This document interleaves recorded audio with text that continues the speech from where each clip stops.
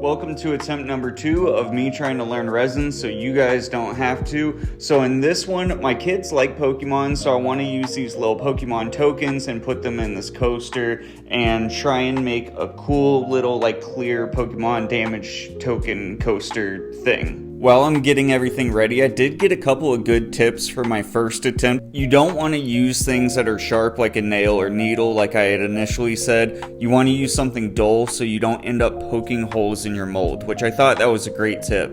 I also found out, contrary to what I had seen in 2 other videos, the isopropyl alcohol is actually there to help prevent bubbles from forming and not so much to help prevent the resin from sticking to the mold. So that was an absolutely awesome tip because I had no idea. Now to get back into this project, I think I'm gonna do a thin layer first and just get this base layer down, and then once this is completely dry, I'll go ahead and add the tokens, make sure I get them placed appropriately, and then do more resin on top. One of the things that I did see whenever you're doing something like this, since I'm doing the resin in 2 separate sections, apparently there can be like a little separation and a clear line that you can see. I'm gonna see if I can prevent that from happening. A couple of the tips that I did read is like using the same resin from the same bottles that you're using for both portions, and then doing things like making sure your mixtures and the temperature and everything are also consistent. One of the things that I didn't notice right away whenever I finished this